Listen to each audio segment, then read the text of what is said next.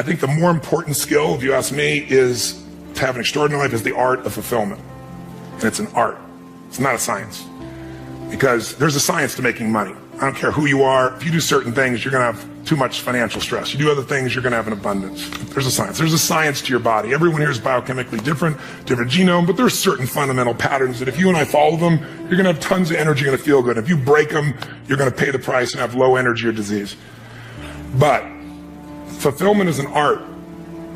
What's going to fulfill you is different than the other person next to you. You're not going to learn that from anybody else. And you got to find it, because success without fulfillment is the ultimate failure.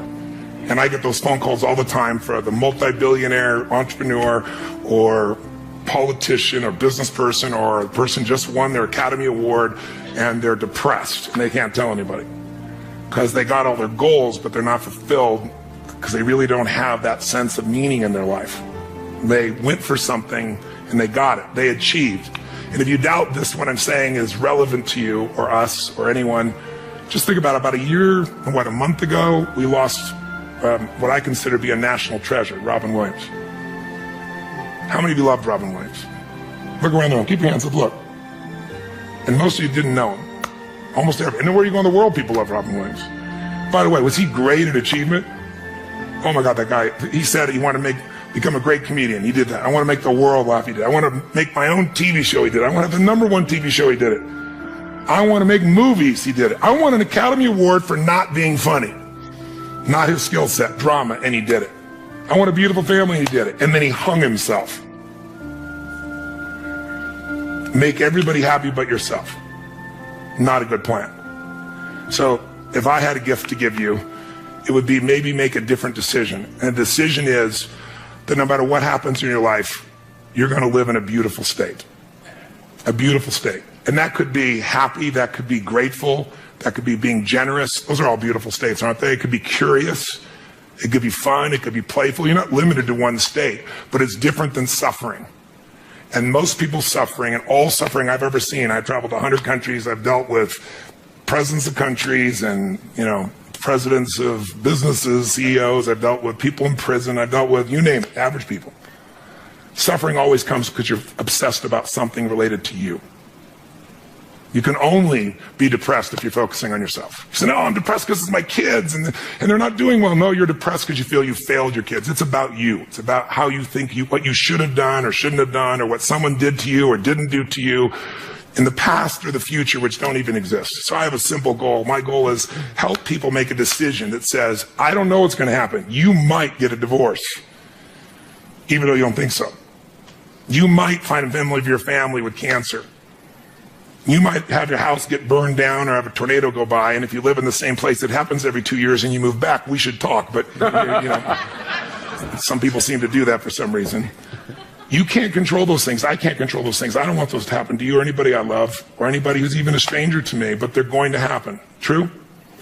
Not positively, just the truth. So if that's going to happen, I say make a decision now that says, I'm going to live in a beautiful state and I'm going to find beauty in whatever life brings me. Because life is too short not to. I care about you.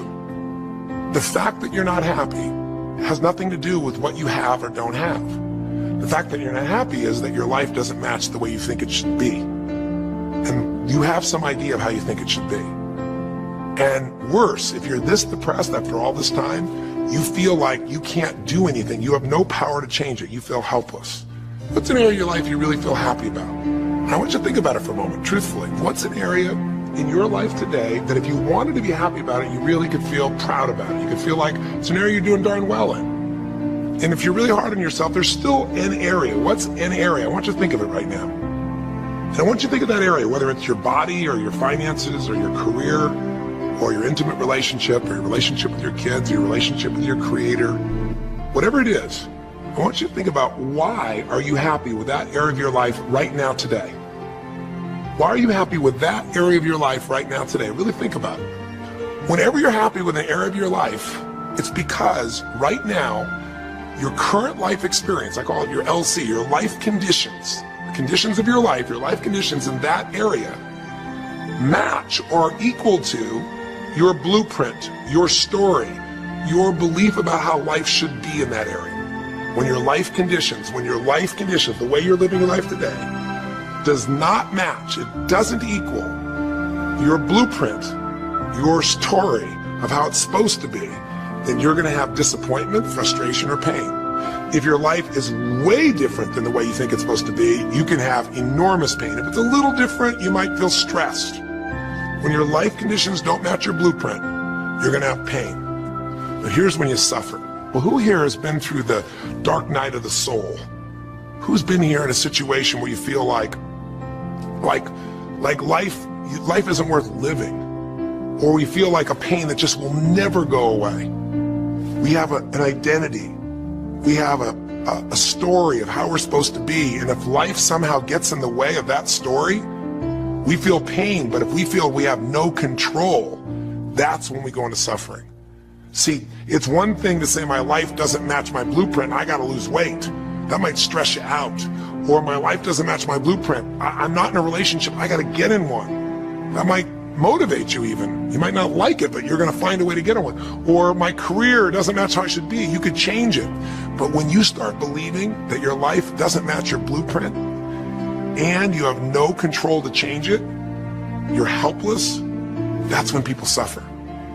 And so this week, for your breakthrough, it's a chance for you to start to take a look at your blueprint anywhere you're really having pain.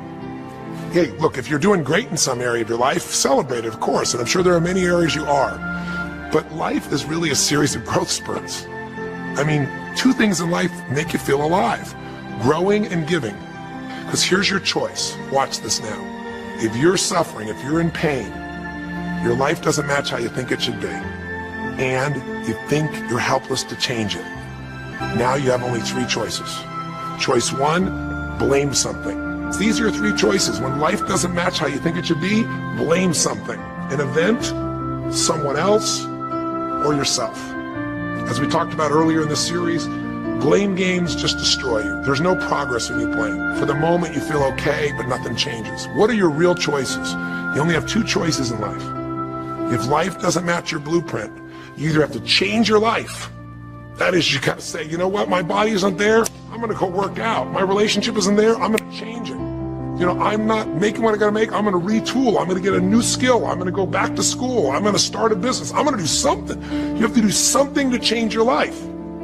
Or, in order for you to be happy, if you can't change your life, you're gonna have to change your blueprint. Usually in life, it requires a little bit of each. Does that make sense?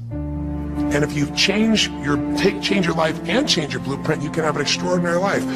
Because all of us are going to have times in our life when what we want or think life should be like isn't going to match how life really is. Those moments, if we blame, our life goes into pain. If we change, we can change our life and match our blueprint. But we have to also know when it's not within our control. And that's how we're able to make a shift and change what our story is for our life, what our expectations are, not by lowering them, but by changing what that model really is. Because your blueprint is just a projection of what you think you need to be happy. But as human beings, we're notoriously ineffective at knowing what's going to make us happy. So much that we think we're going to make us happy, we get there and we go, is this all there is? So many things that we think are going to make us miserable and we can never deal with, we go through it and we can handle it. We're not good at projecting these things. Once you fulfill your blueprint regularly, once you figure out how to do what you always dreamed of, you always dreamed to live a certain way, and now you're living that way, living that way, living that way every day. Well, the human nervous system, the human spirit needs to grow. So pretty soon you'll get bored with that and you'll come up with a new blueprint. That's part of life that's exciting. See, if you and I from this day forward are going to be happy, just remember what we've said. It takes two things: grow and give. A meaningful life comes from growing, that sense of progress, and it comes from having life not just be about me, but about we, doing something that makes me feel connected to other people besides myself. That growth, that sense of contribution fills a deep spiritual need that we all have. If you are unhappy in your life, you got three choices, really two. Blame, that's not a choice, it's not going to work. Don't blame someone else, don't blame the event, don't blame yourself. Just figure out what you're going to do to change your life, change your blueprint. You're going to have to rewire what's going on inside, and that's what we focus on as well. So I hope this journey has been an interesting one for you. I hope it's opened up your eyes to what it takes to go from where you are to where you want to be. It takes changing your emotional pattern. It takes bringing presence to your life. It takes realizing you have no problems compared to somebody else and putting your life in perspective. It takes the ability to deal with those extreme stresses that happen in your life by questioning your limiting beliefs. It takes for you to be able to figure out how to deal with crisis and how to turn it around. It takes facing your fear. It takes pushing yourself through what used to stop you. It takes putting yourself in a position where you connect to what's more important than just yourself, what you value than just yourself. And it takes, I think in this case also, the ability to realize that no matter what happens to you, you're more than that moment. You're more than the story you think you're supposed to be. And that even when you're not matching what you think you need to be, maybe there's a reason for that. Maybe you're having to find a different part of yourself that's going to fulfill you at a much deeper level. Sometimes failing to get your goal gives you your destiny. I can't tell you how many people I've known over the years who had an idea of what they thought their life was supposed to be like, and they didn't achieve it, and they felt miserable and upset and frustrated, and one day an opening happened and they went, oh my God, thank God that didn't happen. Sometimes not getting your blueprint's the best thing that ever happened, because the disappointment drives you to find something more important inside of you. Or not getting it makes you look for another aspect of your life, a spiritual aspect, a family aspect, a physical aspect. If you can just trust that life doesn't happen to you, it happens for you, then you can find in any situation a benefit that can take your life to the next level. I don't care if you're Frank and Kristen. I don't care if you're, Mandy and Scott. I don't care if you're Joaquin and Kim. Every one of us in our life is going to face situations where it feels like we have total trauma, something that's been taken from us. The real question is, what are you going to do with it? Some people just live in their story of what they don't have, and they have the right to do that. If Frank and Kristen lived in pain and felt bad, we'd all say they have the right to do it. It's the difference between what you have the right to do and what you deserve to give yourself and others. We have the ability to transcend whatever happens to us.